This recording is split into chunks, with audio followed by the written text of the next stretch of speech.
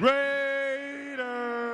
It's Raiders Fan Radio, a podcast by Raiders fans for Raiders fans who are the only fans that matter. That's right, Murph and Sonny from the Dago Dungeon. You got it right here, live.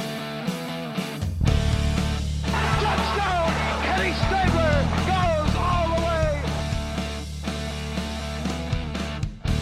We miss you, we love you, and we'll see you in the Hall of Fame. When you have great coaches, then after you have great coaches, you get great players. You have a great organization, and you tell them one thing: just win, baby.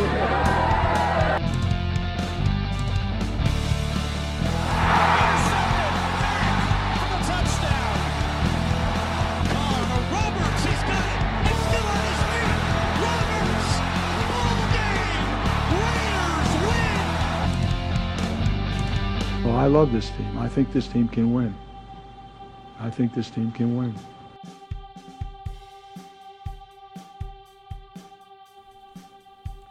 Welcome in to episode number 50 thrice of Raiders Fan Radio.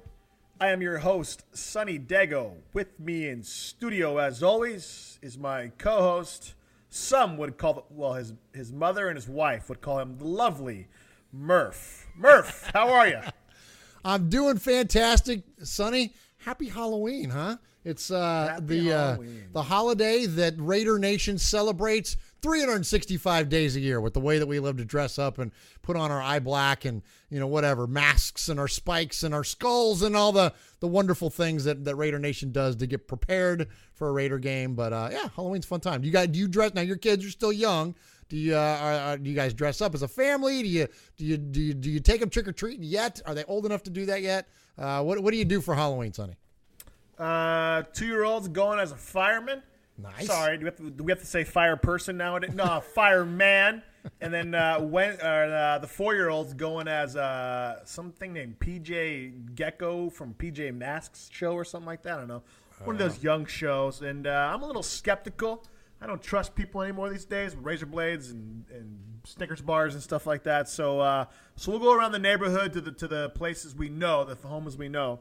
But the church puts on like this harvest party, so we'll go to that, do a bunch of fun stuff there, and then come home. You're the Raider fans though. You remind me of that old joke you used to tell a girl and stuff. When you were like in 6th grade or your best friend and stuff. Like it's June, you're like, hey man. Halloween ended in October. We were still wearing your mask for, like Raider Nation just wears their masks all the time, right? They never take. You never told anybody that joke before? God, no, a little mean spirited. Oh, gee, like you're not a mean guy. Anyway, what about you? You guys go trick or treating? Yeah, kids are 11 and 14, so they're the older one. I heard somebody say the other day, if your kid's old enough to drive, they're too old enough to trick or treat.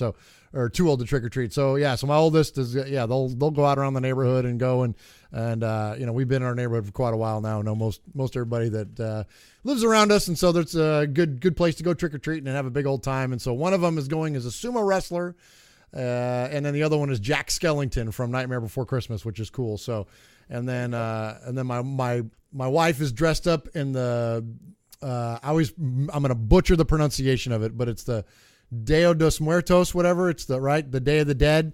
Sure. And so my wife is Spanish, and so she embraces that heritage, and so she's going to dress up like that with the dress and paint her face and do all that kind of stuff. It's pretty cool. And then Dad the Nerd is going to be Kylo Ren. Nice. Yeah. My wife's going to be she's going to be Princess Leia. She has a costume and stuff like that. She's got all her stuff. She grew her hair out so she can do the buns and stuff like that. Nice. Very cool. And then yeah, I'm going to be bitter middle-aged dad. I've gone as that guy a couple of times. I'll show up late and stuff like that. Anyway, you know what? But hey, let's tell you, a go-to for bitter middle-aged dad, also bitter Raider fan, is I can't tell you how many times I've taken the kids trick-or-treating or gone to the harvest party like you're talking about it at church or whatever. I throw on a Raider jersey and some eye black, a Raider hat, and maybe some Mardi Gras beads, and there you go. There's your costume. Murph, that's my regular Wednesday attire. I don't know what you're talking about. All right, this is intentionally not the Bill Romanowski episode. This is episode 53. Like I said, it's the Navarro Bowman, Rod Martin, and rest in peace, Thomas Howard episode of Raiders Fan Radio. Well done. You can find us on iTunes, Stitcher, all that fun stuff. In fact, I don't have to tell you where to find us. Uncle Mark can tell you more about our show. Hey, boys and girls, this is Uncle Mosh. That's right. Somebody actually claims Sonny and Murph. These two. Check them out on their website, RaidersFanRadio.com. You can friend them on Facebook at Raiders Fan Radio, or you can like their fan page at Raiders Fan Radio Podcast. Hey, I don't tweet. I don't even know how to use a Twitter, but they do. You can tweet them at Raiders Fan Radio. Call them. Leave a voicemail if you want. Go old school. 909-345-3346. That's 909-345-3346. Hey, do this. Please subscribe and rate Raiders Fan Radio on iTunes. You can listen to the show on all podcast services like Stitcher, TuneIn, Podcast Addict, and many, many more. Okay, am I done? Did I say all the stuff I was supposed to say? All right, I'm out of here. All right, Murph, another week of the NFL and another great Raiders win. Oh, no, this isn't 2016. Sorry about that. Let me back up. Another week in the NFL and another head scratcher by the Raiders there. And, we reach out, Murph, in times of need. I am a counselor by trade. And, we always preach it's never going to do anything alone. Like maybe take a crap, take a shower, unless you're married. Once in a while, it's fun with the wife. But for the most part of your life, it's not good to do things alone. You don't want to spend too much time alone because then you start getting in your own head and you start second-guessing yourself. And so it's good to do things with people and be around people. And I truly believe humans were made for relationship. We were made and designed to be in relationship with one another, not in some creepy way, but it's just people weren't meant to do life alone unless, you got something going on upstairs. So with that in mind, Murph, we do our weekly segment called the Sea of Fans Mailbag. And what it is, it's we encourage Raider Nation to call into the show after a loss or after a win and tell us what you like, dislike, just vent, if you will. And we try to create this cathartic experience for not only us, for not only me and you, because we're like, is anybody else feeling this way? But for everybody listening to the show, because it's been a frustrating year. And so the majority of the calls this year have been on the frustrating side, if you will, and stuff like that. So we're going to jump into our Sea of Fans mailbag. After that, we'll talk about a couple comments from Del Rio's press conference. I believe that was today, right, Murph, on Monday? Yes, that's correct. And then after that, we'll give our 3 reasons. I will give you 3 reasons why the Dolphins could win against the Raiders. And Murph got the luck of the draw this week. He'll give you 3 reasons why the Raiders will win. Each week gets harder and harder to find 3 reasons why the Raiders will win. And then after that, Murph says he has a very clean, polished black hole of the internet to provide us today. This is where Murph spends hours and hours at night, late at night, surfing the interwebs when you get on those random internet searches and you just find yourself 2 hours later like, why am I looking at the tire size of a Chevy Camaro from 1968 at 2 a.m. in the morning when I have to go to work at 7? You just find yourself watching stupid videos, of Married with Children, from way back when, you have to be, you're up working the next morning. Anyway, so Murph has a black hole of the internet for us, and then that'll be the show. So without any further ado, we will jump into our Sea of Fans mailbag. There he is, fading, looking. He's under the gun. He's caught, he throws. It is! Oh, he caught it!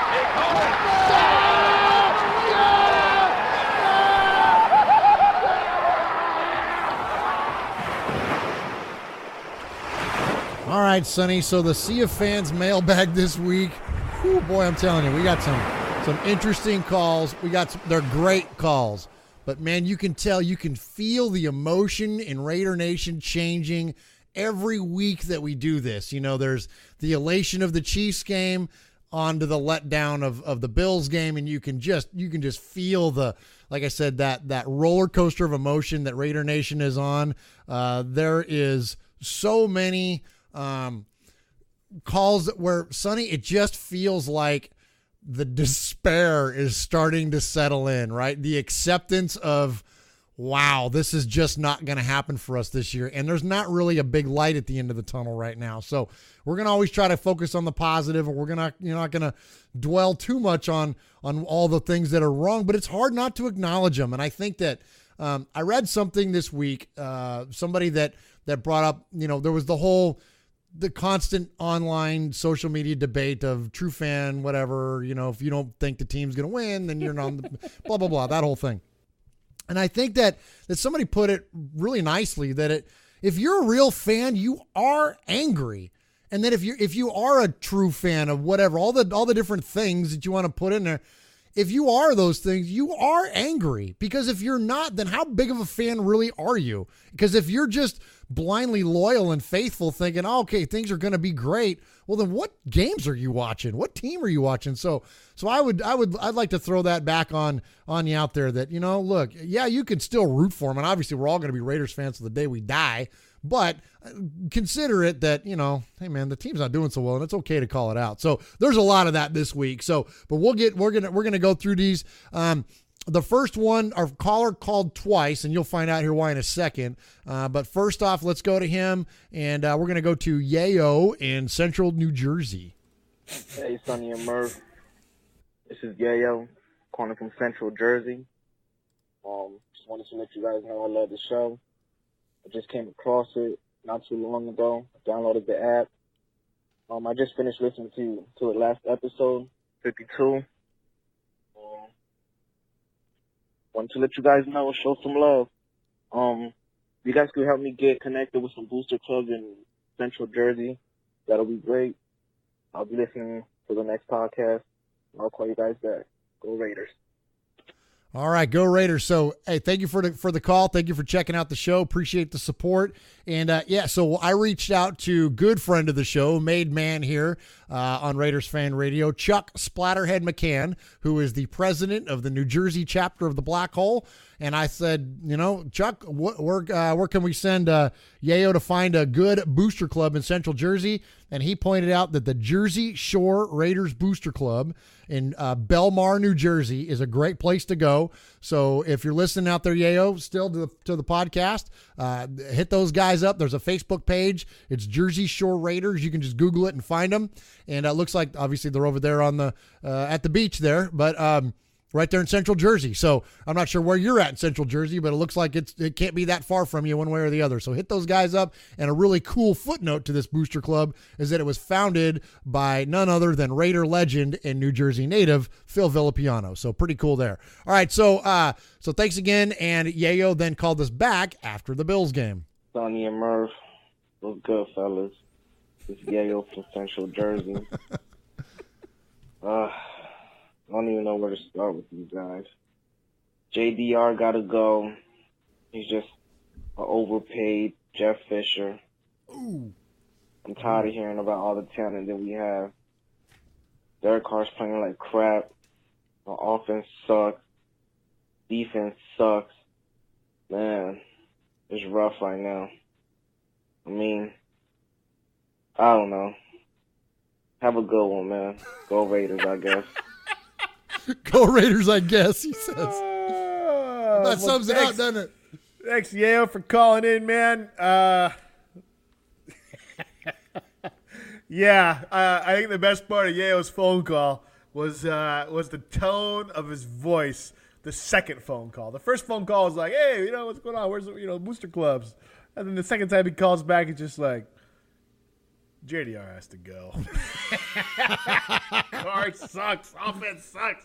Defense sucks. And, it's like, yeah, of course you could get in the weeds on it and say, well, if not for this one play, and if not for this one play, and if not. But you know what, man? We're 8 games in. We're halfway through the season. We've seen enough sample size to say offense ain't getting it done. Defense ain't getting it done. I wouldn't say we're bottom of the barrel suck like the Cleveland Browns or the Niners, but we're not that much better. We're 1 win away from being 500. right? We're 3-5. If we win a game, another game, we're 4-4. So we're stop the Chargers on the last drive away from 4-4. We're Jared Cook catches the ball in the end zone and the Chargers away from 5-3. So you could sit there and spin the wheel and say, well, what if? But at the same time, Murph, we could do that for last year as well. And we could say, what if? It goes both ways, doesn't it? Doesn't lead, unlike Kevin Spacey. We could say, what if last year Derek Carr doesn't get all those game-winning touchdown passes? What if, Seth Roberts doesn't break that? So we could say that. And I gotta side with Yayo on this, man. Like, not so much that, like, I'm calling for JDR's head, but that collective sigh of, like, oh, we're these Raiders again. Okay, moving on. Yeah, it's disappointing for sure. All right, so here we go. Let's head up, Sonny. For the first time, we're going to head up to the Great White North of Alaska, and we're going to hear from fellow Raider Rambler Andrea. Sonny Murf, it's Andrea from By Any Means podcast. Thank you guys for coming on. I hope you guys can come on again soon. Go Raiders, and I can't wait to be a Mapleman. Never go against the family. I know, worst Godfather impression ever. Talk to you soon. All right, hey Andrea, thanks for the call. If you're not familiar with her, she writes for the RaiderRamble.com, and she also is a co-host or a host. I'm not sure who or Phil gets those duties. Maybe you're both co-hosts. Maybe you're both humble human beings. Co-host of By Any Means podcast. Check it out. Good quality stuff going on over there. And thank you, Andrea, for the phone call. However, your next phone call needs to have some sustenance to it, or else it won't count for one of your 3 calls. Ooh, dropping the hammer. There you go. Dropping the hammer. But hey, is that our first female caller? Oh, there you go. We'll give her props. Well, no, not our first female caller, but first towards the maid, to make the maid reference, though.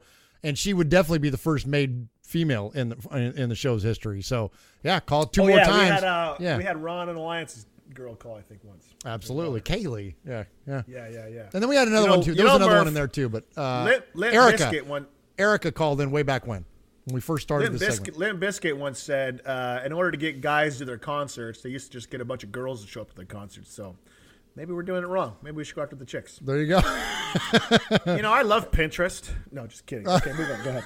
All right, here we go. All right, so next up, we're going to go to new caller to the show. We're going to hear from Shane in Texas. Hey there, Sonny. Hey there, Murph. Wow, that was a brutal one to watch. Needless to say, this is Shane, by the way, Shane from Texas, and I just want to say I love the show. And wow, that whole game literally reminded me of the scene in, I think, whatever Rocky it is, where Rocky's running through the entire city of Philadelphia, and all the kids are behind him. Our defense were those kids, and LaShawn McCoy was Rocky during that entire game. So, very, very unsettling. 4 turnovers during the entire game, and it was just sad. We had Luinati in there, and just couldn't get anything done. So, but just want to leave the voicemail and appreciate the show, and thanks for having me on. All right, have a good one, guys. Bye. Thanks for calling in, Shane. S-H-A-N-E or S-H-A-I-N. Who knows? The world may never know. Murph, despite Shalom Illuminati being in the game, the Raiders could not overcome 4 turnovers like he said. Man, talk about a reference, huh? The Rocky movie? That was good, dude. Philly? That was an excellent reference. That was a good pull. But the defense is the kids. Yeah. Jason McCoy was right. That's gorgeous. I love that. I did not see it going that route. I thought he was going to talk about the fight. Nothing more to say, man. Brutal to watch. It's like a slow, painful death watching the Raiders games right now. Minus the Chiefs game, which was the anomaly, much like last year was the anomaly. Raiders are tough to watch this year, man. Jeez Louise. Yeah, and he pointed out, Shalom Luani, and, a lot of Raider Nation was fired up to see this guy play based on what he did in the preseason. And he almost had an interception. Well, he did, and he almost had interceptions in preseason too, but there's a reason that he was a 7th-round pick. And when you look at him blowing simple coverages out of cover 2, where he's supposed to be helping out the guy underneath by coming over the top, I mean, granted, like on that one play to Andre Holmes there down the sideline, Dexter McDonald could have done a better job in coverage down low, but Luani's job is to go and help over the top, and he wasn't there. And then also on that one run with Shady McCoy, where he was running down the field for however many yards and the entire Raider defense was chasing him, Luani took, an outside angle on him on the ball carrier, trying to force him back up the middle for somebody to clean up. But, unfortunately for him, he was the guy there that was supposed to clean up. So all he did was just open it up for the guy to take off and take one to the house. So, Luani may be good in the future, but we've got to quit with the expectation of these low-round players coming in and having an impact early on. I would just say, Raider Nation, temper your expectations when these guys get in the game, because they're going to play like seventh-rounders. Don't you think it's a little bit of like backup quarterback? Like, Luani's going to help. Nope, not Luani. Oh, TJ Carrot. No. Oh, Dexter McDonald. Oh, no. Like it's kind of like that. It's like the most popular guy is the guy not playing in the game. Yeah, or how about this one? Musgrave throws too many screens. Oh, yeah? Hold my beer. Hold my beer. Hold my beer. Right? Yeah, most popular guy is always the backup, but be careful what you wish for. Hold my beer, yeah. That might be the best one ever. On Reddit, there's a hold my fries. I'm sorry, I won't even go there. It just says hold my fries. All right, let's go out to another new caller to the show. Let's go to L in L.A. What's up, man? This is L calling out of L.A. True Raider fan, man. We just got to step it up, man. We got to step up defense and we got to step up offense. You know what I mean? We gonna stick this out, though. All the Raider fans out there worldwide, keep your head up, man. You know what I'm saying? Worldwide, keep your head up. You know what I mean? I don't know if I could cuss on here, but we all good. L.A., baby. Raiders. Let's go. Raider Nation. Appreciate the call, L in L.A. Appreciate the catch too on the F-bomb there. We kept me from having to hit the beep button there. Yep. Yeah, we like to keep a family-friendly show for sure. I agree. Good positive message. Keep your head up. Murph, we've been down this road before. If you've been a Raiders fan longer than 16 months, this is nothing new. This is nothing new. To all your Raiders fans who have fresh gear out there, this might be a shock to your system. But to any long-term Raider fans, we're used to having false hopes. And this year we just thought they were legit. So, nothing new, L. I get it. Same old, same old. Doesn't hurt my Raider fandom at all and stuff like that, Been a Raider fan for 34 years, as long as I was cognizant of who they were. And nothing new. So I agree, man. Keep your head up. Stay positive. But somebody has to step up. And the question is who? All right. We're going to go all the way across the country to the East Coast. Where on the East Coast, I don't know, because he didn't say and he didn't give his name. Great call, but I'm guessing probably northern New Jersey, something like that, based on the accent. But let's go on out there and see what our caller had to say. Yo, these guys stink. No offense, no defense. Everyone needs to be fired. Stink, stink, stink. I live on the East Coast. You can't come here. If you can't play here, you're not going to win a championship. Goodbye, Raiders. You stink. 40 years of stink. Just stink, baby. I can't take it no more. I can't take it. Just stink, baby. I love that. Just stink, baby. Oh, that's funny. That's funny. Murph. All right, here's a new rule. For anybody who doesn't call, we give you a name. So that guy's name is The Situation. No, don't go. He's old school, man. Well, he didn't believe his name. Okay. He's an older guy. Let's go Joey from Jersey or something. He's an older guy. Joey from Jersey. Joey Buttafuoco from Jersey. Oh, no, that's even more. I want to do that to the guy. All right. Well, I appreciate the call. Joey Situation. Joey Situation. There you go. Joey Situation. Appreciate the call. We got a situation over here. Raiders stink. Everyone needs to be fired for sure. Hey, how about this though? I think don't you think he makes an incredibly valid point though that we thought we were past these East Coast woes, no? And all of a sudden, guess what? That curse is back. What's up with that, Sonny? Well, I think the previous East Coast woes was because of time. I think what he's saying, this one is the weather. You got to be tough. You got to be able to grind it out in games. We ran the ball 14 times?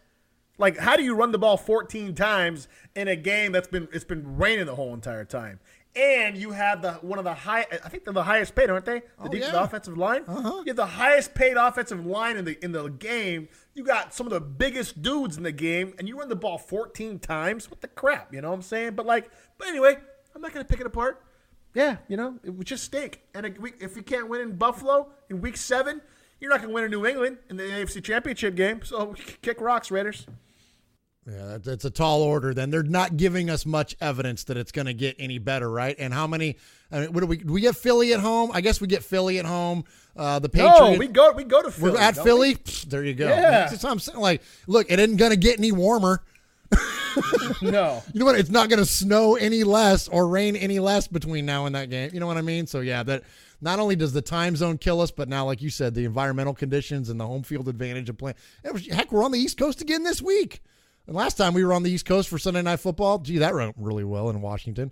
All right, let's get on to the next one here. Another a lot of new callers this week. So thank you, Raider Nation, man, for supporting what we do here at Raiders Fan Radio.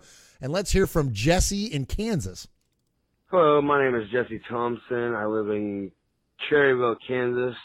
I am a thorough Raiders fan, and I'm thoroughly disappointed in anything to do with this offense.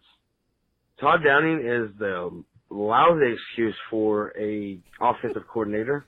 He needs to be fired immediately. We have a lackluster offense running screens when we can be down the field to our wide receivers. I don't know where this lackluster offense has gone. That it's sad that we have gone from what we were last year to what we're this year. 34-14 is a pathetic excuse for a score on the Raiders. Give it up to the guys to go out there and play their hardest and do the best they can, but you can only go so far with the play calling that you get sent in. It's pathetic. It is the worst I've ever seen, and I cannot believe that we have Todd Downing as an offensive coordinator still. The worst excuse for an offensive coordinator I've ever seen in my life. Let's fire him now. Jack, take over the plays. Oh, no. And figure out what we can do with this offense. That was the most ridiculous form of football have we ever even played it down before in our life? Because I guess we don't know where we're going with this team. I mean, I'm very confused that as much as we scored last year to what we scored this year, I mean, the defense needs to be a lot better. Ken Norton could not be there. We can find different secondary. I don't understand where we're going with this. I would love some answers so us true Raider fans out here who have been supporting you through thick and thin, no matter what, can get us some relief on our side. 3-5, that is a pathetic excuse for a record when we were picked to go to the Super Bowl. We seriously need to pick it up on offense. Defense was getting us off the field in the first half. Offense wasn't going down the field at all. I am a true Raiders fan, and all I could do was turn the station because it was a pathetic excuse for an offense. We run that many screens in a 2-minute drill. That makes no sense when we went and played one of the best teams in the NFL, the Chiefs, last week, and we went down the field to our receivers and trusted them. There has to be some answers, and someone has to pay for it. This is not the way we were supposed to be playing. This is not the way we should be playing. And the pathetic excuse for Marshawn Lynch is not there, that's a pathetic excuse because we played a whole. And I cut him off. Google Voice only gives you 3 minutes. So there you go. Thank you, Jesse. Okay.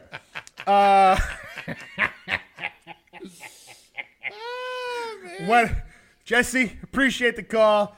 Always call in. That's one of my favorite phone calls there.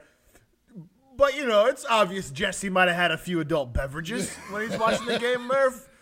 But still, a man from Kansas who, has been drinking alcohol makes more sense than Todd Downing calling play calls. Like, come on, man. Even drunk Jesse knows Todd Downing calling too many damn screens. What the hell? What the freaking hell, man? You had Ice Cube tweeting out, did the Raiders win? I blacked out after the 40th screen pass. Come on, man. What the crap, dude?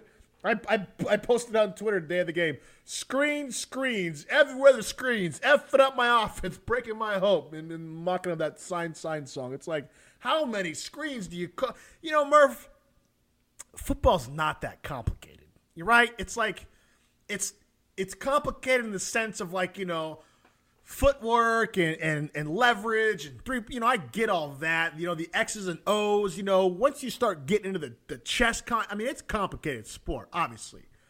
But to a certain degree, it's kind of simple, right? It's like, if there's more hats to the right than you have on offense, don't run it that direction, right?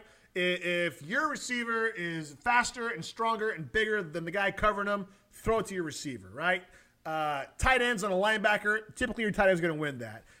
Guy running straight across the field is going to beat man coverage 9 times out of 10. Find your holes and zones. It's like football's generally a pretty standard game.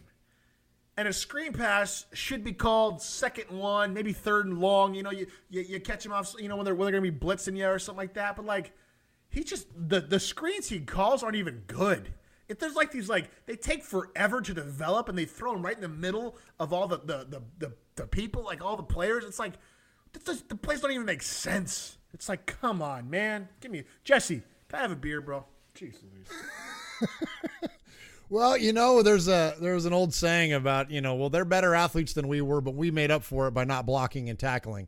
It's like you can, at a certain point, and you do have to execute, but and I think that you have to set your players up in positions to execute. And for whatever reason, I'm gonna harp on this a lot, and I think that we've kind of started down this path already over the past few weeks, even with the Chiefs game, is that the coaching staff is just not taking ownership of what's going on, and it's getting worse. And we'll get to more of that later, but I'm with you, man. At a certain point, like it's only complicated if you make it. Like, yeah, you know what I mean? Like, and you can be football. Well, and you can be strategic, and you can make amazing adjustments, and you can, you can do really inventive things, and you should, but you also have to get the basics down first. Like, you have to have, like whenever I coach kids in whether it's baseball or football or wrestling or whatever, like, you have to have the mechanics first. And it's like,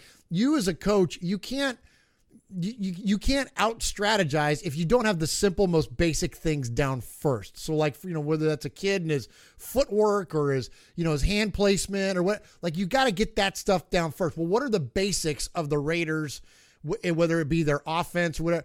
I think that comes down to their identity. And right now they don't have one. So you don't have like a go-to. There's not a base to work out of, and until you get that, you can't do what somebody like Belichick does, where you then take one thing and then you modify it and change it, and you beat teams different ways week in, week out. Because if you don't have a starting point, you can't ever get to that. So I'm with you, Jesse, God bless you, brother. And I think you were feeling like a lot of us were feeling. And so, anyways, let's go on to the next one here. So now let's get into some regulars, and let's hear from Dakota Raider. Hey, Sonny Murf. This is Dakota. Hey, I didn't realize the Raiders have a mascot now. I mean, I guess it was about time.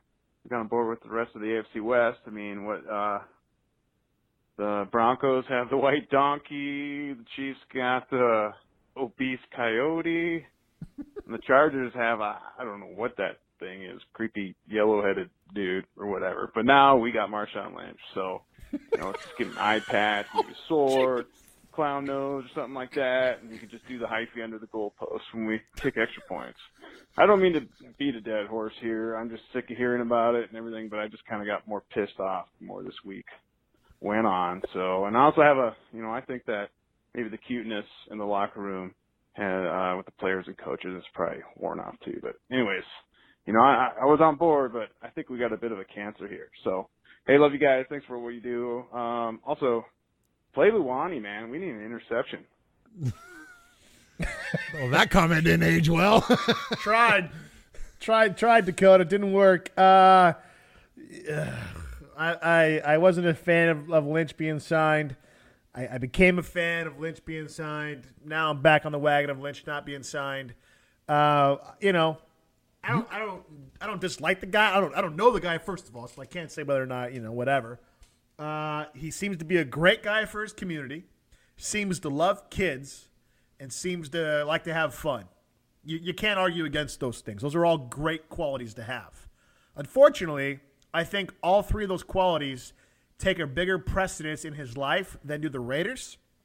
And since we're talking about sports, if you don't care about the Raiders as much as you care about those other things, now granted, everybody cares about their families more importantly, and then what they do after football. I get all that. But I think he's become a distraction to the team.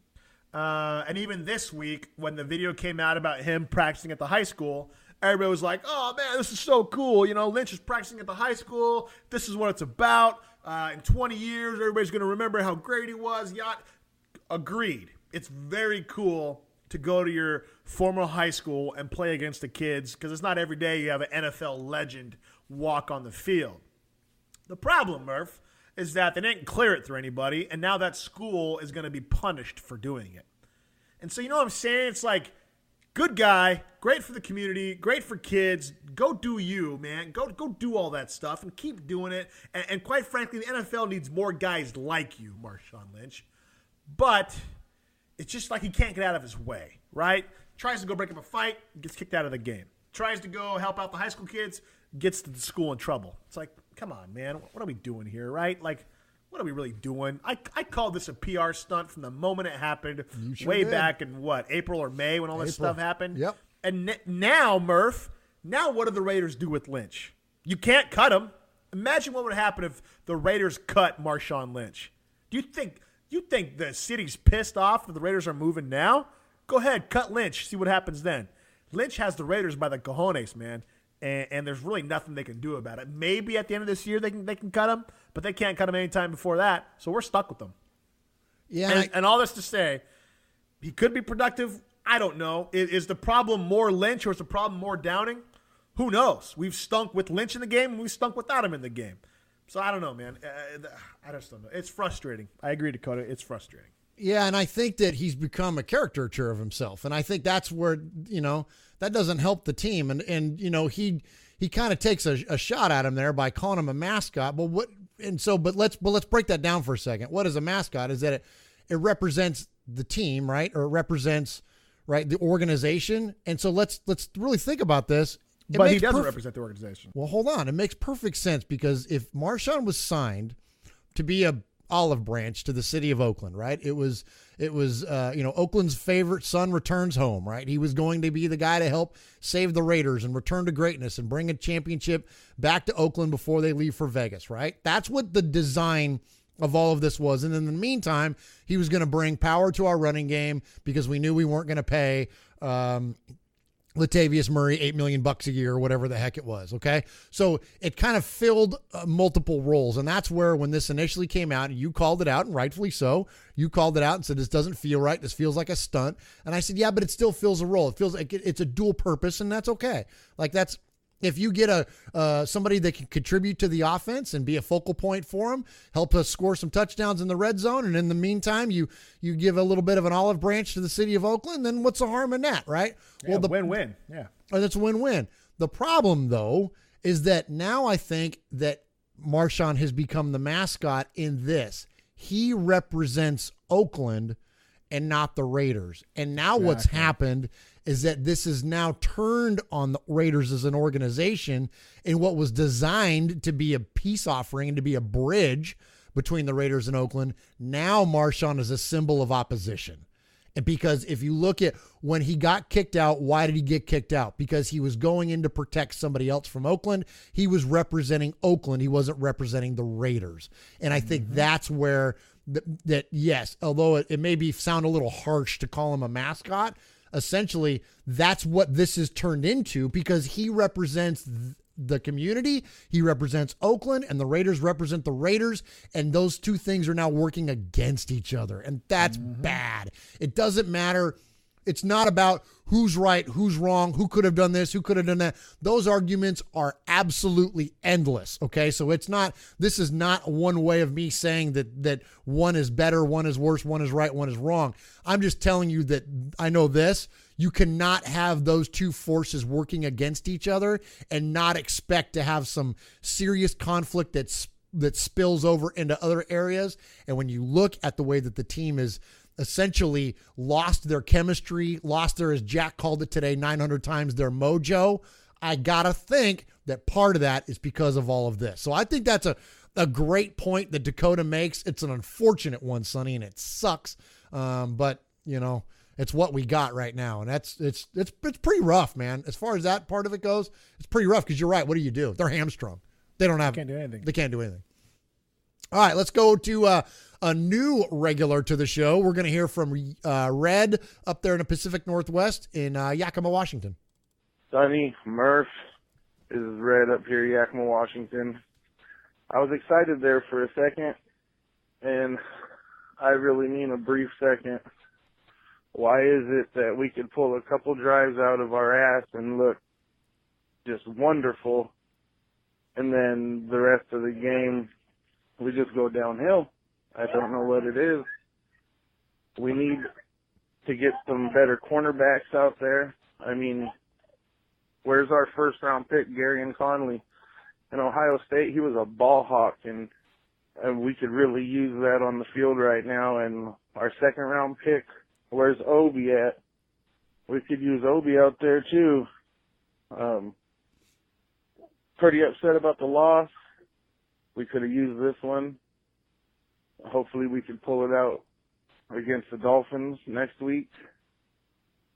It'd be nice to see our first and second round pick out on the field. Derek Carr shouldn't be having to throw the ball 50 times. It'd be nice to see a little more of Elijah Hood. It'd be nice to see DeAndre Washington keep his hands on the football.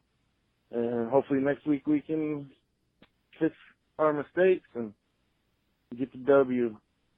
Talk to you guys later. Go Raiders. Appreciate the call, Red. Murph, when you do something 3 times, what is that considered? The old college try? It's like a tradition. It's a tradition. You do something 3 times.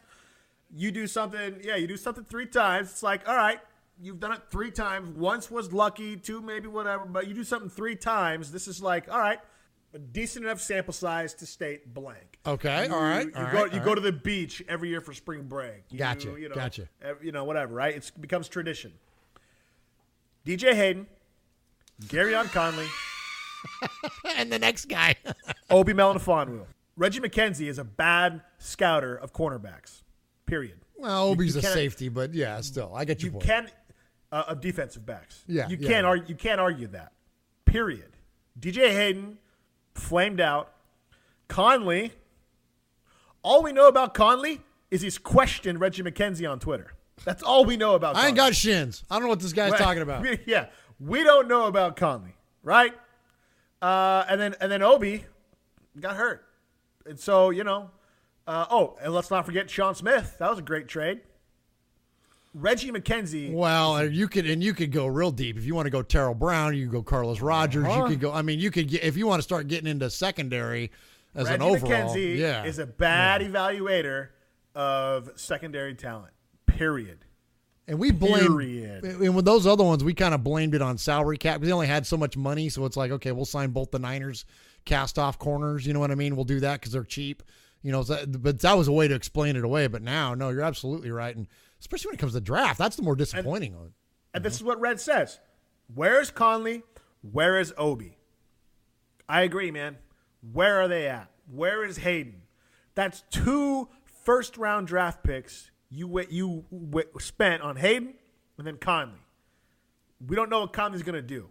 All we know is he's questioned you, Reggie, who drafted him, publicly. If anything else, character issues, right? We all gave him benefit of the doubt with the rape thing, and it panned out in his favor. But where is he? Where are these guys we drafted that were supposed to make an impact? Vanderdoes, he's doing okay. He's not lights out or anything, but he's holding his own. Reggie McKenzie is 1 or 2 drafts away from, starting to be questioned whether his draft is actually, if he's good or not at drafting. Outside of the 2014 draft, we have to start looking a little deeper at it. But I'm not going to go there just yet. Well, let me ask you this. If you take, and listen, they're amazing picks, Derek Carr and Khalil Mack. Some would argue that they were can't miss, whatever. The bottom line is that those guys were day one impact players. Sonny, who else has been day one impact players for the Raiders out of Reggie McKenzie drafts? Cooper. All right. Questionable at this point? Unfortunately, Cooper was a day one impact, but he wasn't day 2 or day 3. There you go. Or he was a day 2 impact, but then went back went back on day 2. All right, what about Carl Joseph? But I'll raise you this. I don't think it's all on Reggie. I think the talent's there. It all comes down to coaching. It all comes down to coaching. That's where the rub is. Let's put it like this. They're talented enough. There are plenty of examples in the NFL where teams do better with less or better with the same, right? That's the rub. That's the rub. All right, let's get on to the next one here. Let's head to back out to California to Riverside and a caller in the 951. Go Raiders. Today, I seen a little bit. I was kind of disappointed in our defense. We need to work on our defense. This guy was hanging out with Jesse. I think we should fire our defense coordinator because we give up too much points. I really feel like we should get better on defense next year and get rid of our offense coordinator too. Pretty much clean up, not the head coach, just the two coordinators. But, we got next year. But go Raiders. Appreciate the call out of Riverside there. Again, I'm not calling for people's heads, especially not Ken Norton. Raiders only giving up, I think, 21.7 points per game. Patriots are giving up, I think, a little more than the Raiders, but unfortunately their offense is number 1 in yards per game. So, if anything, fault lies with Downing in the offense and not getting it done. And to be honest, Murph. But didn't we just say, but hold on, though, let me stop you. Didn't you just say, though, that coaching you felt was a big part of the letdown on including defense? We just talked about how bad the secondary is. And, so isn't that I agree. Norton? But I don't think the secondary is as bad if the offense is in position to win games and if the offense is doing a little better. Because when you make an offense that you're facing one-sided, your defense plays better. What team have we faced where their offense was one-sided? The Jets, maybe, because we were beating the crap out of them. Yeah. But every team we've played, they've been, they've had the run and pass was still viable because we haven't been able to have a lead. We haven't been able to put them away. We haven't been able to get up on them. That's true. 41-second 3-and-outs don't do the defense any favors, right? No, you know what I'm saying? So it's like, against the Bills, what they have, that 40-yard fumble return the Bills did. Ugh. So that's, that's take that away. That's only 27 points we gave up. And then McCoy had that big run at the end. I mean, how long was the defense on the field at that point? I mean that was just like we've given up that run, right? We contained him for most of the game. He still did his thing, but he didn't have anything, any backbreakers until that last one, which was like Raiders were done at that point. They'd given up. And so, I believe Carr when he says, we're close. I agree, they're close. I just don't know if they have the coaching to get them over the hump. And I don't have faith in Todd Downing at this point at all. Now we've seen 8 games into his career. I have little to no faith this guy has what it takes at this juncture in his career to get it done. And if we go to Miami and we lose to Miami, I think Todd Downing loses his job. I think there's serious changes at the bye week. There is no doubt. Because you're talking about the back half of the season, right? This is the first game of the back half, and they've got to do something. It's so confusing, too, right? Like, you come out of what we did in Kansas City or against Kansas City, and then it's like, whoa, like we just snapped all of a sudden right back. And like, wait a minute, what happened? What happened there? And exactly. Anyways, we'll get into more of that later. But okay, so we got one more. Let's go to Made Man. We saved the Made Man for last, and we're going to hear from Ron in Alliance, Ohio. Hey guys, Ron from Ohio here. I think Downing needs to be fired, and I'm so far from that person normally. But I think we've struggled to put our finger on what's wrong, and we can say offense, defense, this person, that person. I almost think he needs to go because that gives us the excuse to move forward. Everybody can say, our line can say, all right, we got rid of that bad blocking scheme. Let's move on. Carr can say, okay, I can open it up a little bit. We almost need him to be a sacrificial lamb and move on, even if it's not time. I think they would do that if they're confident that the season's over. I know we all kind of feel that way. I don't know if you're in that building if you feel that way. I kind of hope not. But I think we almost need a finger to point at somebody to move on and move forward. It's disappointing to see him and Carr sulking on the sideline, not looking at anything, just sitting there and sulking.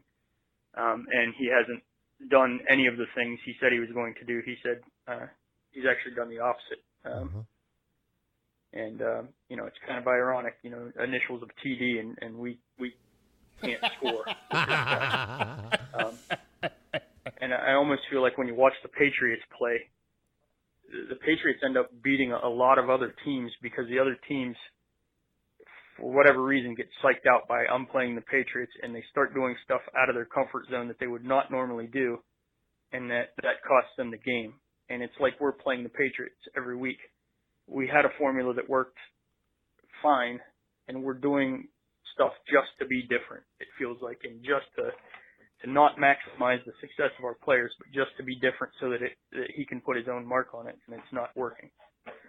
So I'm usually not the fire the coach guy, but I think it might actually help us in this case. I don't know. Hopefully I'm wrong and we turn things around. Have a good day, guys. Thanks for the call, Ron in Alliance, Ohio. Yeah, Murph, I think that where my train of thought here was. Okay, so you have that one statement, that one quote says, just because you've always done something a certain way doesn't mean it's not incredibly stupid. So you have that quote. Do what you've always done, you get what you've always got. Yeah. That'd be okay in this situation. Last year, because we got worked. a lot of wins last year, yeah. There's also the quote that says, if it ain't broke, don't fix it. Because there's nothing to be fixed. The Raiders were humming last year. Humming. And then this. Now, here's the interesting thing, though. Derek Carr had over 300 yards passing against the Bills. And he completed, I believe, 31 out of 49 passes for 313 yards. He's averaging 10 yards a pass. But yet, it was like the game, like that doesn't make sense to me. The stats don't match the context of the game. And this is where I think a lot of people get tripped up on like numbers and saying, well, compared to the 2016 Raiders defense, the 2017 Raiders defense is playing 2.4 points better. Like we get all worked up on stats, and a lot of times we discredit the eye test, and we discredit the feel test, and we discredit the momentum, right? The momentum test. Amen. The Raiders have lacked all three of those things for a lot of the time they've been playing this year. Derek Carr probably end up with 4,000 passing yards maybe. I mean, and I think there's no better example than this Bills game. Derek Carr averaged 10 yards a pass against the Bills. Did you think he was throwing that much against the Bills for 10 yards a pop? Heck no, because and you're absolutely right, because the stats lead. If you would just look at them without having the context of the game, you'd think everything was fine, but it doesn't tell you that they got 50 yards or however many it was on that first play to Crabtree. And then at the end of the half, when he dumped it off to Washington on a play that Jack says was designed to go to the end zone as a Hail Mary type play. Instead, Derek dumped it off and Washington takes off for a whole bunch of yards. So absolutely, it inflates the stats and it looks good on the sheet and the box score at the next day. But you're right. In the context of the game, no, it felt terrible. It felt like he had like freaking 3 yards per attempt. Yeah, it doesn't make sense to me. Against KC, he had 417, which makes sense. Previous to that, his previous 3 games, he was under 200. And so the Buffalo game, it was such a – after the first drive, it was just like after the Buffalo scored once and scored again, it was like, okay, this is bad. Our offense is doing nothing. They had the one time where it was a crucial drive. They went 3 and out in 41 seconds. Again, it's been said numerous times in these calls, and I have to agree with Ron. Todd Downing needs to go. You can't The NFL is not for long. It's a week-to-week business. Jimmy Garoppolo was just freaking traded to the Niners, for heaven's sake. Like, it's a week-to-week. You don't know if you're playing next week. You don't know if you're one injury away from your career being ruined. And so you're going to let Todd Downing ruin an entire, a potent offense for a whole entire year? Like, we've seen enough. He can't cut it. He can't make the necessary adjustments. Football is all about counters and then countering the counters of your opponent. We came out against Buffalo, scored a touchdown. Buffalo came out. I forget if they scored on their first, second drive. I forget. We came back out, and Buffalo had us stopped, right? Yeah. And then Buffalo scored. And then punt, fumble, touchdown. Buffalo's up 14-7. Boom, halftime. And then from there, it was interception, punt, touchdown, on downs, interception, and then Buffalo wins the game. Buffalo was able to counter. They were able to adjust and put a counter up to what we were doing, and we couldn't adjust. Mike Tyson has that famous quote, everybody has a plan until they get punched in the mouth. Yep. And that is a solid, and very true statement. You can have all the knowledge and all the whatever, and I used to be in karate as a kid. You could have all the forms down. You go to a tournament, and somebody hits you in the face. It's like, oh, crap. Like the man's game, right? Yeah. Man's game, you know. What do you think about his point of using Todd as the scapegoat, as the fall guy to try to, juice the team up a little bit? I think that's a very fair point. If there's a shot in the arm and it's like, look, to make it real, you want to draw some context here, fellas? Look, people are going to lose their job if we don't start doing ours. Mm-hmm. Not a bad idea. I mean, what are you going to sacrifice? It's not like you don't have Mike Tyson in the wings and fully capable of calling a game, So the guy's the O-line coach. He knows what the protections are. He knows what the scheme is. So he just puts his own flavor on it and goes out there and starts calling plays. It's not like it hadn't happened before in this league. What do you think about that? Cincinnati fired their guy after 4 weeks. There you go. And I believe they turned it around. And I don't know what the record is, but I think they fired. And they beat the Colts and stuff, so they haven't not setting the world on fire. But still, point is, right? No. Is that they'll do this stuff to you mid-season, and with a bye week looming and another East Coast road trip. Yeah. You never Todd know. Downing's time, it can be short. You said Todd Downing doesn't see Vegas because he gets hired on for another job. Boy, he may not see Mexico City. Hey, one more thing I want to float out there at you before we move on to the next segment. That was our last call, so. Something else too that we talk a lot about Derek Carr, and we talk about all the positive things that Derek Carr does, and much like Marshawn, like when you look at his off the field behavior and his community involvement and everything, I mean, Derek Carr's bringing people to Christ, right? Like look, the guy, his real life, like there's absolutely nothing that you can, well, I'm sure there's something you can criticize him about, but as a fan, there's not really much there. And also, that's transferred on field. And Rodney Harrison brought up a good point this week on Sunday Night Football that what is it about Derek Carr that's made him immune to criticism? Because he's the only guy in the league that seems to get a free pass when all this stuff goes on. And I ask you, Sonny, are we getting to the point now, at least in hearing Rodney say that and kind of watching this game against the Bills, and I feel like when Carr was taking shots at all, like he was just kind of putting it up there. Like it wasn't even like, okay, I trust Crab to make the right adjustment, or I just know my guy's going to win a 50-50 ball. I just kind of feel like he's just kind of hucking it up there and just kind of waiting to see what happens, or feel like, oh, I haven't done this in a while, I better get one up. I mean, is it now, are we starting to look at Derek Carr as being very culpable? We know his body language is off. We know his demeanor is off. We see the facial expressions are off.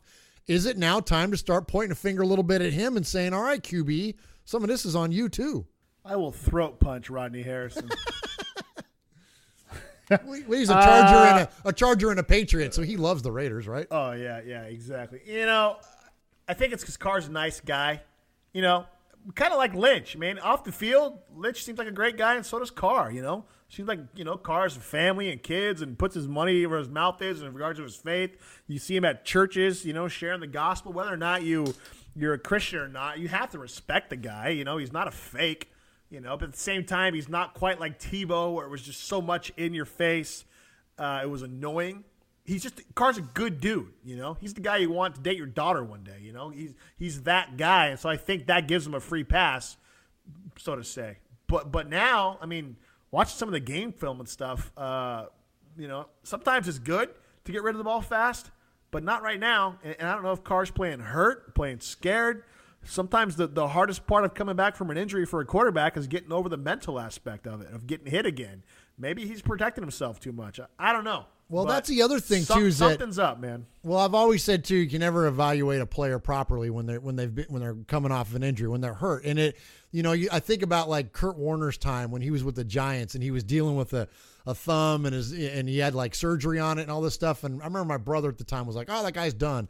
I'm like, "No, he's not done. He's hurt." And you can't look at, you know, someone's career, current performance or any of that stuff until they get healthy. And then sure enough, Kurt Warner gets healthy and he takes the Cardinals to a Super Bowl. You know what I mean? Like, so is Carr hurt? I don't know. It's and if so, you want to be thankful that the guy's willing to be tough and to suck it up and to be willing to play and all that. But you know, and so you don't want, you know, it's a double-edged sword, right? You don't want to hear him come out and go, "Man, my back is really killing me, guys. I'm sorry, but I've just got to make these quick reads because I'm afraid to get hit." You know, you don't want to hear that either, right? It's like, you know, but there's something going on that we are not aware of, and it's affected the chemistry of this team. It's affected the demeanor of this team. This is not the same personality of the team that we saw last year in 2016. That's a good point. You mentioned personality. Last year, remember, fun-loving, exciting, everybody's smiling, everybody's happy. The Dread Pirate game, the Saints game, the Panthers game, like everybody was just relaxed, laid back, and having a lot of fun with the games. And we're not seeing that now. I'm trying to find the picture. I posted a picture earlier on Twitter of the after game prayer, and it was the Rams game in the preseason compared to the Buffalo game this last week against the Rams. And Derek Carr has been known to lead the prayer circles after the game and stuff like that. Against the Rams in preseason, it was like half and half. It was half Raiders and half Rams in the circle.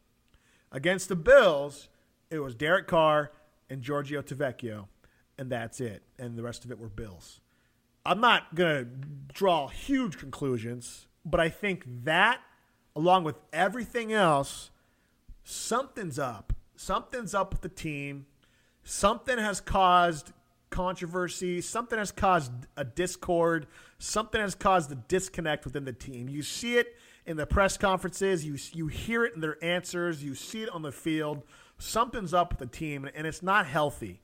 And whether it was the anthem or not, the Raiders haven't recovered from the Redskins game. Whether it was the anthem, whether it was the beatdown, whether it was something that happened prior to the Redskins game, whether it's Todd Downing messing with things, whether it's Lynch and him changing things, making us go to a zone blocking.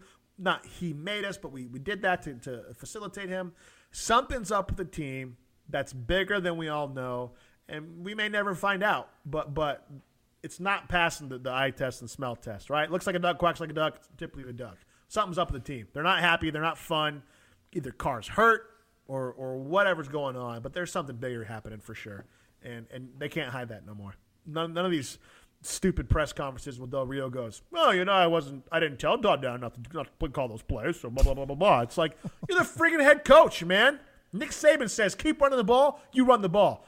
Keep passing the ball, you keep passing. That's just what happens, right? It's like Del Rio has a history of not taking ownership of things, and he's fired a lot of assistant coaches. So don't get it twisted. He may start firing people. Now, at the same time, Norton's his buddy and, you know, all that kind of stuff. So it's just a cluster, man. But you know what, Murph?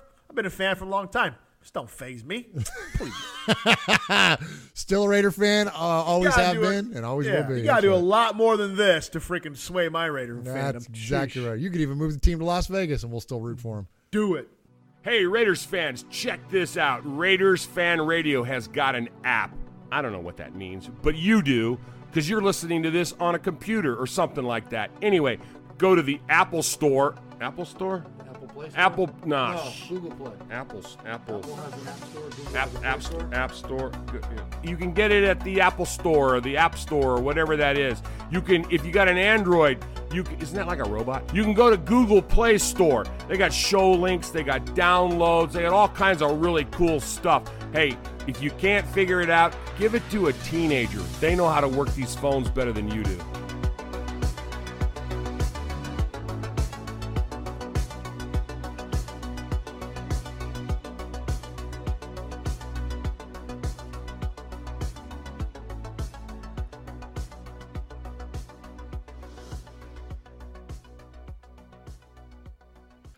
Jack Del Rio had a press conference yesterday, addressed the media, discussed a multitude of different areas of the Raider woes. And, so we got a couple sound clips from that. Before we get into that, though, I want to reference back to the what you just talked about, and that is the post-game press conference that he had where he made a few interesting remarks, but the most glaring was when he said, when he was asked about why they didn't go down the field more, his answer was, I don't know.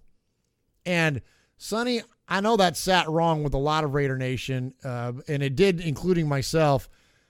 That was pretty bad, no? I mean, if you're the head coach, if you're the boss, isn't that your job to know? Like, you should know something, right? Even if that's not the answer that we want to hear, you should know something. And I thought that was the beginning of the insights into there's something major going on, as you said, or speculated even, the dysfunction in the coaching staff. It's weak.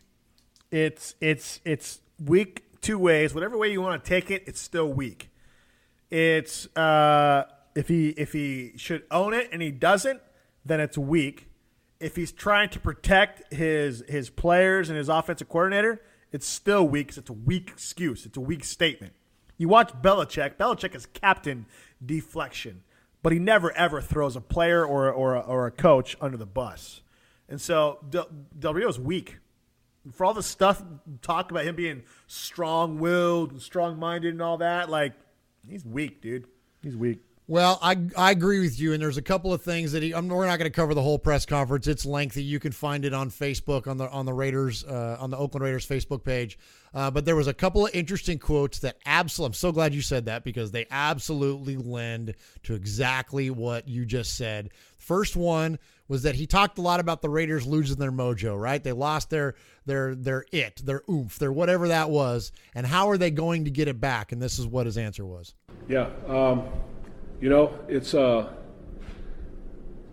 a fate thing, you either believe or you don't. Okay. First off, I haven't heard this, by the way. What the hell kind of answer is that, man? I know. So first off, the man looks dejected.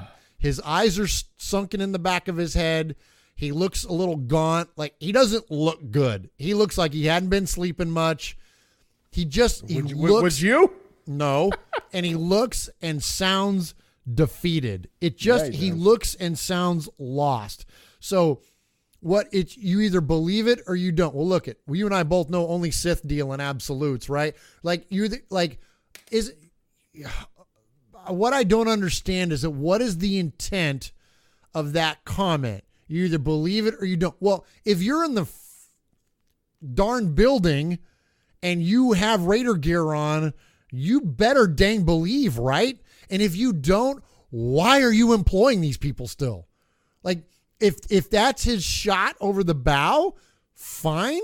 But then why are you doing it in a press conference? Why are you not, like, this to me, and there's where and we got one more I'm going to play for you. It sounds to me like the self-preservation game is starting to get played. Exactly. Right? All right, so here we got one more for you. This, to me, Sonny, was what really, really drove that thought home for me. And, what you mentioned about Bill Belichick and how he never puts things on the players. And I think that's one of the worst things that you can do as a coach is put it on your players. Look, when you work in a restaurant, if you are waiting on tables, serving tables, you never blame the kitchen, right? You always own it. You're in the face of the customer. You own whatever the situation is, you own it. And when you're the head coach of a football team, you own it. Regardless of what it is, you own it. You are the leader. You don't blame what's going on. And you know what, Sonny? That's what Jack Del Rio has started to do. execution, really. You know, we had, it was a 3rd and 2. We had a big hole. We missed the hole, you know. We had a run early in the game, over towards Donald. He whiffed on the guy. I mean, everybody else was blocked. I mean, it was going to be a gouge, you know. And so that's where you're just coming up, a play short, a step short. This happening here, and those are the kinds of things that keep you from rolling. Derek is one of the best in the league at making quick decisions, getting the ball out of his hands. Yesterday there were some occasions where when we look at the film and when he looks at it, he's going to say, I had more time. I wasn't under duress. I had more time to scan the field and to take some of the shots that we, had designed to take. Get the ball down the field the way we can, the way he's capable of. So those are things that are there where we can all do it better. We all have to do it better. To me, it starts with me. I say that all the time. I have no problem shouldering it. But doesn't sound like it. Those are the things that when they start occurring more regularly, we will start making more plays, having more fun. So what did I just hear? What did you just hear? Jalen Richard, Donald Penn, and Derek Carr. You guys played like crap. Yeah, I that's the first time I've heard that. I've heard of him, and not having a really good history with owning things. That's even if it's true, you just don't say it. You don't, yes. Like there's a hard part of when you work for a job, you work for an employer. There's just certain things you don't say. There's like the unwritten laws of owning things in life, right? There's the unwritten laws that you do, and I think one of them in the sports world is you don't ever throw people under the bus like that. And man, if I'm Richard or Penn or Carr, that's bad. You don't ever hear one of the greatest coaches of all time doing that. They'll never own it like that. They may generalize it, but the pinpoint stuff like that. You don't hear Mike Tomlin do that. I gotta say, dude, I lost a lot of respect for Jack after listening to that. Absolutely, and a lot of trust. That's for sure. Yep, because you're right, Sonny. Is that if those things are true, and that's fair to be critical of that, but you don't do it in public. You don't do it in public on a Monday when you haven't even seen the guys yet. Because you hear me say, well, I think when Derek sees the film, he's going to see that he missed these things or that he had more time. So the guys haven't even seen the film yet. You haven't even met back with the players yet, and you're chucking them under the bus. I think that's bad form. That's self-preservation. It's self-preservation, man. I think that game has begun, and there's a couple other. And I didn't pull all the quotes, but there's a couple other things that he said. One is that he talks about it's a faith thing, as we covered. He says we're not that far away. He said that a couple of times. We're not. Really, Jack? I don't know what game you're watching, but the ones that we're watching, you are that far away. And when you say we're not that far away, you're pointing it back at the players, saying that they're not executing. And we can all pinpoint 1-2 plays here or there. You could say it's the turnover's fault, and sure they are. But it can also be because of these other things as well. And just because the turnover game didn't go the way you wanted it to doesn't mean that the offense is humming along and being successful, right? You can have multiple things going on at the same time. Again, it's not these absolutes. It's not these one things are true. And then the last thing that he said, and this was the one that again, well, a lot of these cinched it for me, but here was another one. He said, we're not playing to my vision. Oh, really? Oh, geez. Oh, really? Really, Jack? We're not playing to my vision. So basically he's saying, I got it all figured out. Yeah. But you guys aren't doing what we need. So I'm giving you all the tools to be successful, and you guys aren't doing it. Okay. And a couple weeks ago, I think it was the Chargers game. Yeah, it was the Chargers game, the last drive where he said, we knew they were going to throw their tight end. Remember he said that? Yeah. We knew they were going to their tight end. Yeah. Essentially saying, we knew it. We called it right. Players didn't execute. Even if it's true, you just don't do it. Remember that Dave Chappelle's old show when keeping it real goes wrong? Well, Jack, you keeping it real, but it's going to go wrong on you, man. Like you don't do that. You can't do that, man. Come on. Oh, that's bad, dude. Hey, just one time, I need it. Raiders Fan Radio.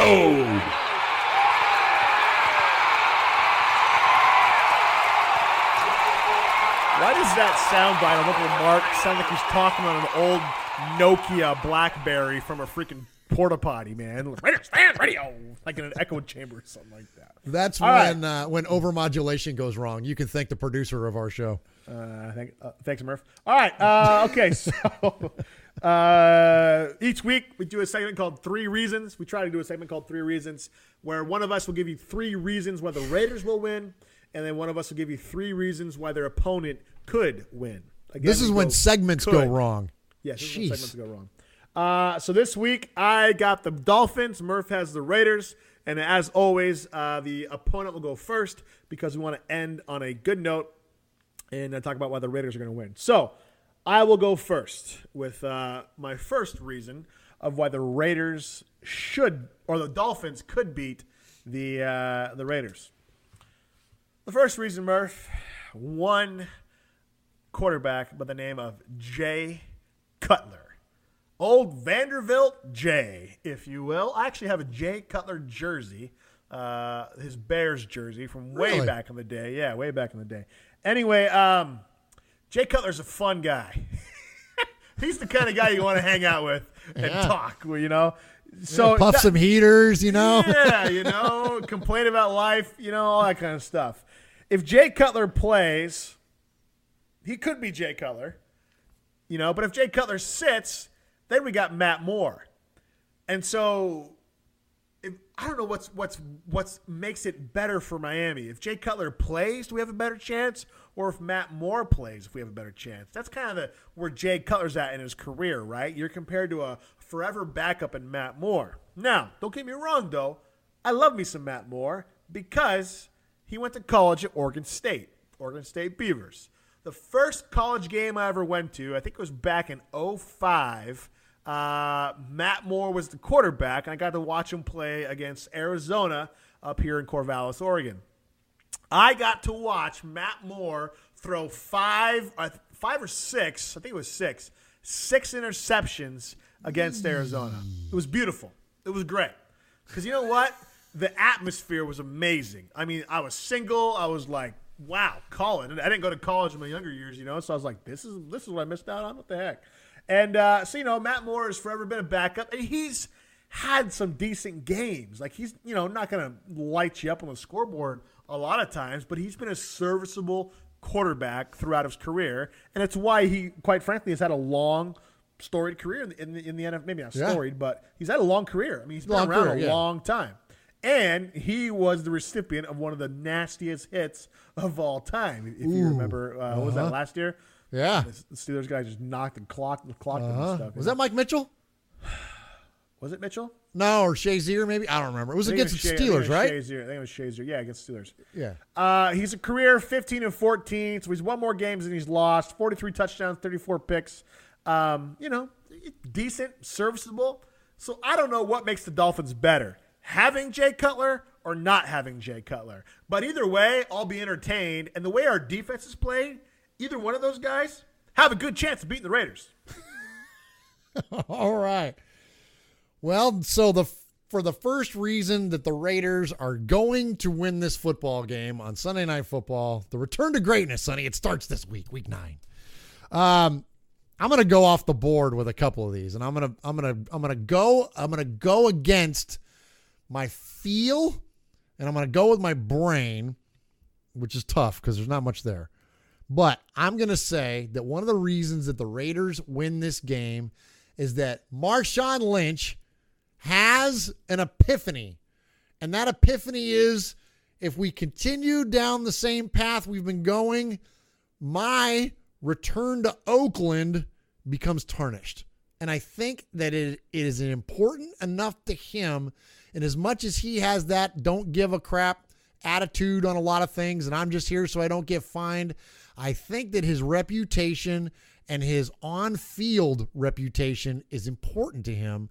And I think it's important enough that he kind of opens up a little bit, realizes that there's, whether that's a refocus, whether that's spending time like he did earlier in the season with the offensive linemen and talking with them and maybe talking to down, whatever it is.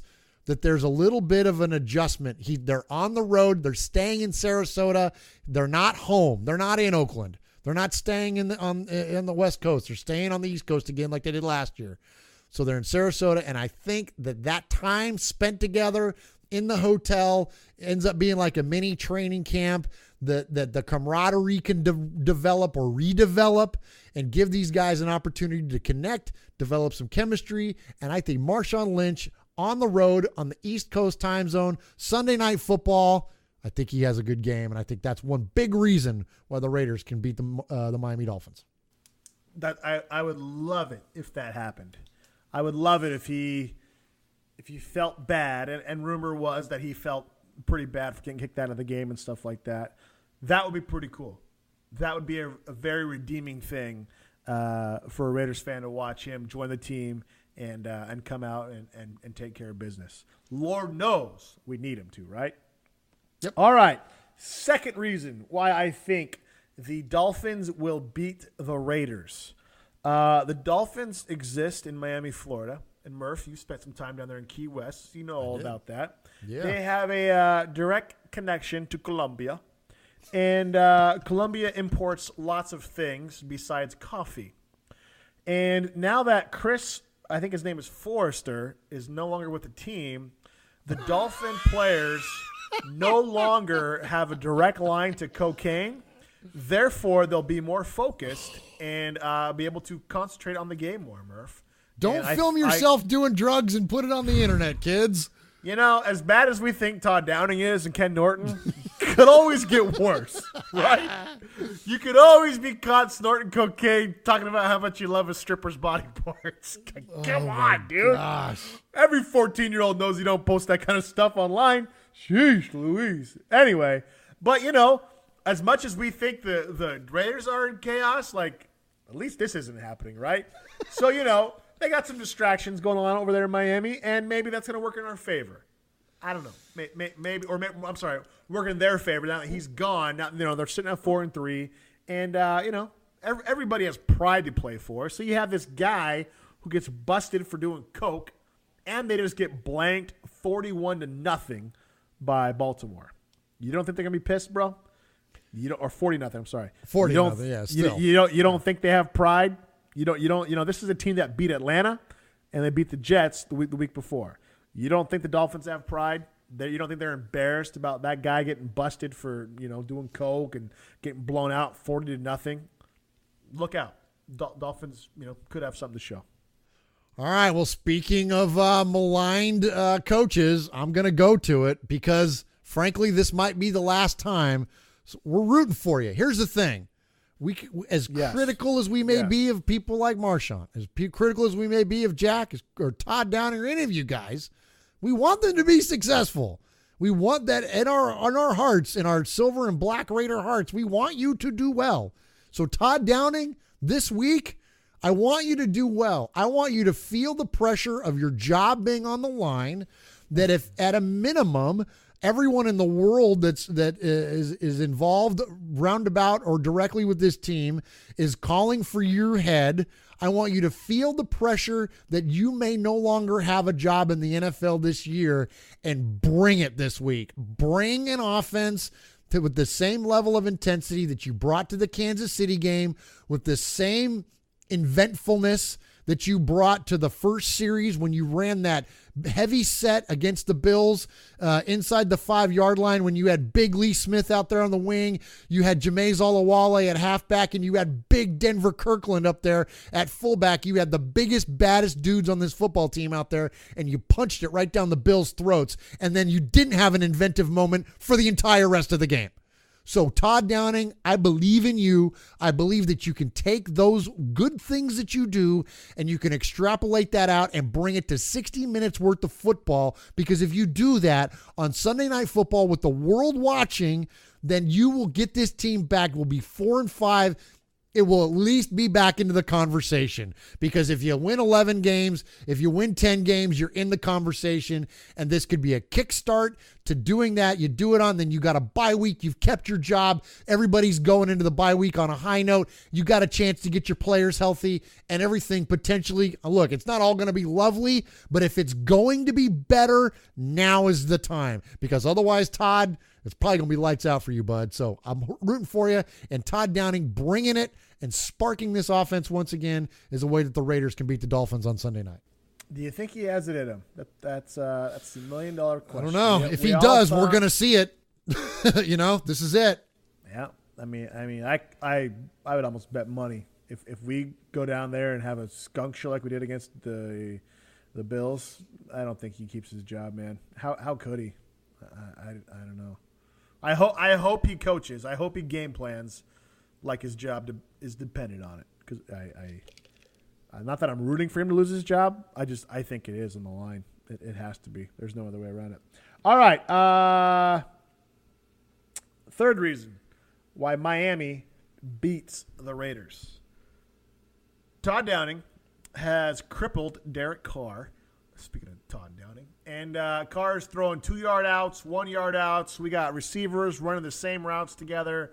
We got screen pass after screen pass after screen pass after screen pass. You know what? Remember Family Guy? Remember that show, Family Guy, Murph? Yeah. And one of their big things they would do is they would just play a scene over and over and over and over, and the fighting chicken and stuff like that, And that was one of their things, right? It was like they would just play a scene and then over and over and over and over and over and over and over again, right? That kind of feels like what's happening with the screen passes, right? Over and over and over and over and over again, right? So Derek Carr is not throwing the ball down the field at all. Do you know, Murph, the leading team in the NFL for holding teams under 20-yard passing plays this season? This is not the Miami Dolphins, is it? Nope, not the Miami Dolphins. Okay, all right. I'm going to guess somebody with a good secondary, so the Seattle Seahawks. Actually, it's the Broncos. Oh, well, there you go. Okay, good second. Probably the best secondary in football then, right? Yeah, I mean, they're pretty arguably at a minimum. minimum. Much as we hate them, yep. They're freaking good. They're freaking good. So they're holding teams to, I believe it's 14. So only 14 times have the Broncos given up a completion more than 20 yards. Right? Their defense. Okay. Miami has only allowed teams to throw 20 yards or more on them 17 times. Wow. Yeah. So, our offense already struggles with throwing the ball deep, and we're going against a defense that is number 4 in the league in holding teams to under 20-yard pass plays. That's not good, Murph. That's like one of the best against one of the worst. So if we're looking for those explosive plays down the field, I don't think we're going to get it against the Dolphins. And that's as we know, cripples our offense. And that's not good, man. No, that's definitely a way that the Dolphins can take advantage of the Raiders and put away a W. But the last thing for the Raiders, the last thing they have working in their favor this week, Sonny, I think that as I mentioned, the pride, the fire, the whatever it is that needs to be there for Todd Downing, because this may be one of his last opportunities. I think that same idea translates to the players, and I think that they have an opportunity back again on Sunday Night Football. When you think about the Raiders since 2002, it got really, really lean there for a while for primetime games. Like there were, for a team that used to be the king of Monday night, and for us being on primetime regularly, it went away. I mean, there were years where it was like we'd get the one Monday night game, or and then maybe like a Thursday night game, or like heck, I even want to feel like there was one year we didn't even get a Monday nighter. Like there was, or maybe even more than a couple. But anyway, it was like everybody, like you get the lower teams on Thursday Night Football. Like we always were there. Or like the Monday nights we would get would be like opening weekend when they would do the doubleheader and we would get the late game. We would be the late Monday night game, stuff like that. Heck, didn't we even see one We even saw one of those, right? Against the Chargers. Anyways, so my point is that with that, and now with the Raiders, with this, quote, return to greatness that's fallen a little short on, they're going to get another opportunity to play on Sunday night. It wasn't that long ago that we lost to the Redskins and started this skid. Those guys, I don't think those guys have forgotten that. And I think that there's going to be a passion with them then to redeem their appearance on Sunday Night Football. They're going up against a weak team. The Dolphins by record are not that bad, but when you look at what the problems are on that team, there is plenty there for the Raiders to take advantage of and for the Raiders to show up. And I think that this is an opportunity for them to go out and to reestablish themselves as a competitive team, as a team that has earned these primetime games and is worthy of them. And frankly, if you and I are able to look at this team and to go, you know what? If they don't, it's going to look really bad. And I think they know that. Like if they go out and lay an egg against the Dolphins on Sunday Night Football, you know how bad that's going to look? You know how bad that's going to make not only the players look, but the entire organization. Like including Mark Davis, who we are apologists for. It's going to make the entire organization look like trash if they go out there and lay an egg on Sunday Night Football. So knowing that, I'm expecting that we're going to get a next level of play, much like we saw when we played Kansas City on Thursday night. And so hopefully that will be a way to motivate these Raiders to take home a W, and the Raiders will beat the Miami Dolphins. I hope so. Hey, so this is Uncle Mosh, and apparently all you got to do to host a podcast is have a microphone, a garage, and a couple of Derek Carr jerseys. Ha! These two did it. You're listening to Raiders Fan Radio with Sonny and Murph.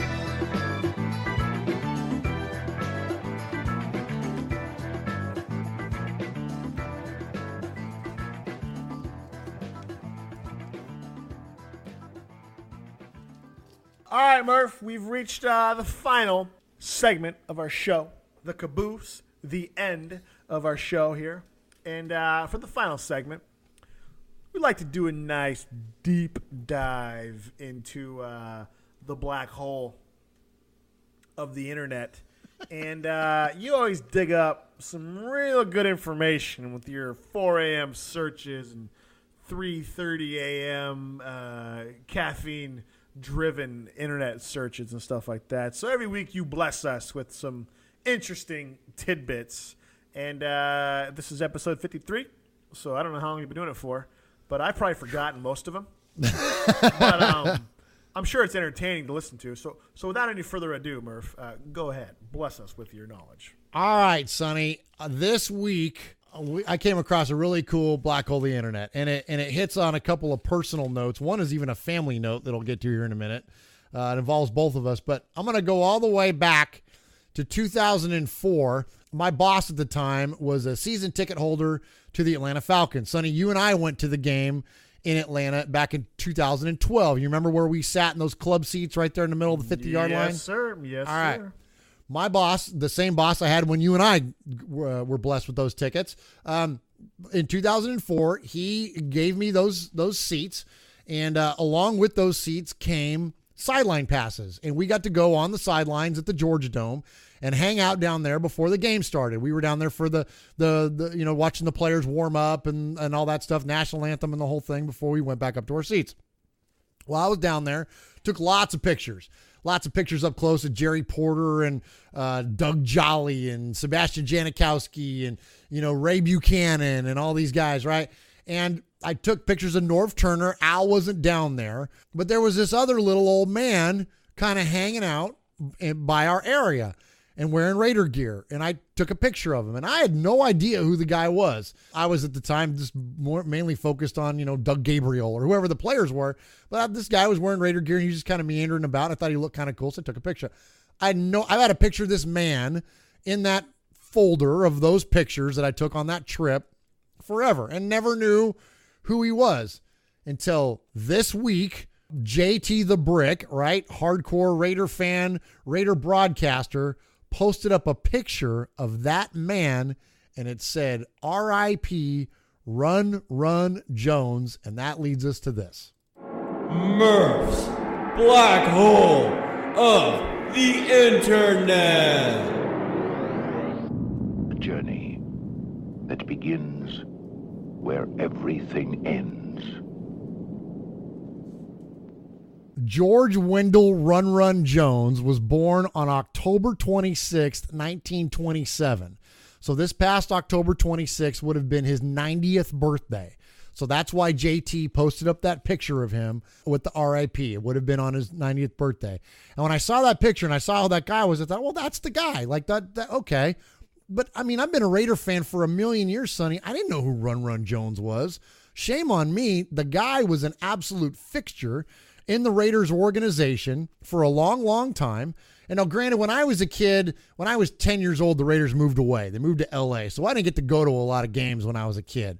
And then I moved out of California, and then the Raiders came back. So it really, the only opportunities I've had to go to home games were essentially traveling back home to go to games. So I really didn't get a chance to see Run Run Jones in action, but what he was a fixture on and off the field for the Raiders. So quick little background on Run Run. So at 15 years old, the guy runs away. He's born in Illinois. At 15 years old, the guy runs away from home and joins the circus, right? It's like the most storybook thing ever, right? Joins the circus, lives on with the circus, and just kind of bebops around life for a little while until he becomes old enough to enlist in the military, at which point he joins the Navy. Run Run joins the Navy and gets immediately shipped over to Korea, where we're fighting the Korean War, and gets captured and becomes a prisoner of war. This is in 1951. So how to get the name Run Run if he got captured? We're going to get to all that. I know, right? We're going to get to that. So that's part of the black hole. Run Run gets captured, kept as a prisoner of war, 1951, is literally a hero. I mean, the guy went through unspeakable acts, including one of the only ways that he was able to keep warm was by digging graves for the other prisoners of war. I mean, a very sad, somber tale, right? And so Black Hole, the Internet's a light segment, but I mean, when you think about what this guy went through, serving our country and protecting our freedoms, it's pretty amazing. So that alone right there should set up what kind of a character individual that we have here, right? When we're talking about Run Run Jones. So anyway, so he comes home, he comes back from the war, he gets rescued and he gets brought back and he moves to Los Angeles. And so while he lives in Los Angeles, he starts doing bit parts in movies, and he's in movies with like Mickey Rooney and Elizabeth Taylor and like Fred Astaire and big stars of the mid 50s. Okay, he's doing bit parts in these movies.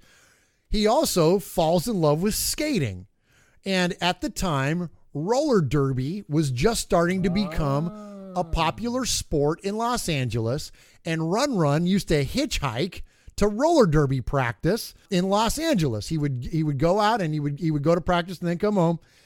Well, in 1954, roller derby started getting really organized, and he had made his way to Northern California, was living in Northern California, and he joined the San Francisco Bay Bombers roller derby team. So from 1954 to 1961, Run Run was a member of the Bay Bombers. Now, there was an announcer for the Bay Bombers. The Bay Bombers used to play roller derby. For you don't know what roller derby is, look it up.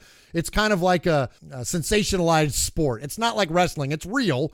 And when you listen to Run Run, I mean, all the injuries he sustained while being a roller derby player, sure, right? They're significant. So it's not fake. It's not scripted, but it's embellished, we'll say, like a lot of some of the things, some of the fights and the content was it's kind of played up a little bit. But anyways, he goes to, so they used to have these matches at the Cow Palace, which is there in San Francisco, and then also the San Jose Civic Auditorium, which plays a little bit more in the black hole here in a minute. So when they were the Bay Bombers were there, so he joins the Bay Bombers, right? So Run is part of the Bay Bombers. And when there's a part of roller derby that's called the jam, and the jam is when you have one player gets out and shoots around and you try to go out and lap the other players. And every player that you lap, you get points. So when this person that gets out there on the jam, you're going as fast as you can because you're trying to catch back up to the other skaters. Well, George Jones used to run on his skates And he never skated. He was running. He was going so fast, he would run on his skates. So the announcer for the Bay Bombers, Dick Lane, gave him the nickname Run Run. So that's where Run Run Jones came from, was when his time was spent with the Bay Bombers. Now, back then, the Raiders, so here we go. Now we're going to tie it all back, Murph. The Raiders were huge fans of roller derby. Roller derby took off during that time in the really the 50s, 60s, and then into the 70s. And they loved it because, I mean, you think about what the Raiders were back in those days, the Renegades, the rough and tough, right? Well, that's what roller derby was. And so they loved him, and a lot of the players loved Run Run. They got to know the Bay Bombers and got to know Run Run, and eventually helped Run Run get a job with the Raiders. So Run Run gets his job with the Raiders, and he ends up working for the Raiders for 43 years, Sonny, as a clubhouse assistant. He came in 63 in the same year that Al Davis did, and he ends up working for them for 43 years. He's one of the few guys in the Raiders organization that has 3 Super Bowl rings. He was there for all 3. Now, we know he was a clubhouse assistant. He became famous for waving a white towel on the sidelines during games. And in those 43 years, he never, ever missed a game. And so in learning who this guy was and learning this absolute just amazing history to his life, I put up a picture on our social media and just to kind of float it out there that we were going to be talking about Run Run. And it was the coolest surprise, Sonny. It was flooded with stories of Raider fans that knew Run Run or came in contact with him when they were kids, and he would let them try on his Super Bowl rings, because he would always wear one or all 3 of his Super Bowl rings, and he would let kids try them on. He would autograph stuff for them. Stories about people having drinks with him at the hotel, meeting him out on the road. Just this guy, I wish I would have been more aware of him as a fan earlier, because the legacy is, it was certainly not unnoticed with Raider fans, and is probably not celebrated enough that, while we are so aware of the different, quote, Raider legends, I think this guy is one of them. And so we celebrate Run Run Jones on this show. And then the last little piece of this thing, a connection back to our family, is that the San Francisco Bay Bombers, at one point, Sonny, did you know that I used to skate with the Bay Bombers? No, I didn't know that. When our Uncle Louie ended up being the voice of the San Francisco Bay Bombers. I mentioned earlier they used to play at the Cow Palace, and they would play at the San Jose Civic Auditorium.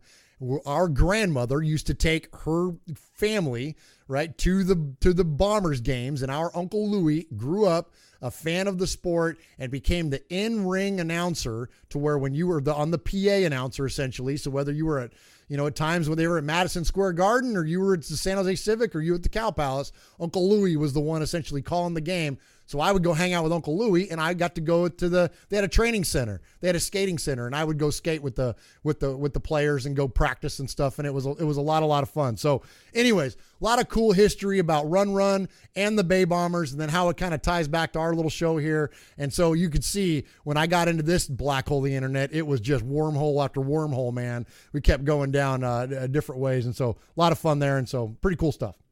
So good job, by the way. That was cool. Does Uncle Louie know him?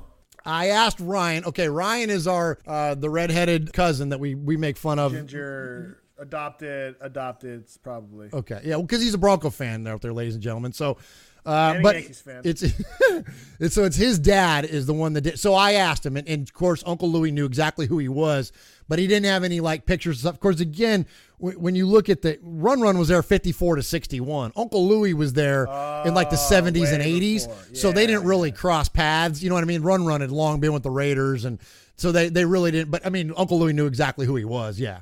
And I looked for some, because I like to feature audio in the black hole. I looked for some kind of audio of Run or maybe some old footage. There's nothing out there. There's just roller derby was too obscure of a sport back then that there's just not. There's plenty of it from the 70s and 80s and even 90s, but there's nothing back in the day. That's cool. Nice job. Thank you. Run Jones. Run Jones, man. R.I.P. would have been 90 years old. All right, Murph. I think that about wraps up another show. Episode 53, not the Bill Romanowski Show. Appreciate everybody tuning in. Appreciate all the interaction on Facebook, Twitter, YouTube, all those places. You can check out our show and all of our content on RaidersFanRadio.com. That's COM. And Facebook and Twitter. Murph's on Twitter at Murph_Murph. And then I'm on there as at Sonny RFR. We also have our main account there. And then on Facebook, Murph Raiders Fan Radio, Sonny Raiders Fan Radio. And also please like our Facebook page. It's Raiders Fan Radio. Also, if you listen on iTunes, please go ahead and like us on there and subscribe. And that helps us do this thing. Anyway, Murph, same old Raiders, huh? Back to their disappointing ways once again. Hopefully they right the ship. And, you got to do a lot more than disappoint me and lose a few games in a year to discourage my Raider faith. I'll always keep it strong. And Raiders will finish out the year 12-5, make the playoffs, and win the Super Bowl. What do you say, Murph? Huh? Sounds good to me. Let's book it. Ready to book our tickets. There you go. All right. Until next week, it's Raider Nation, wherever, forever.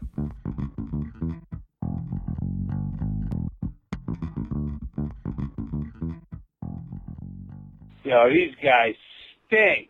No offense, no defense. Everyone needs to be fired.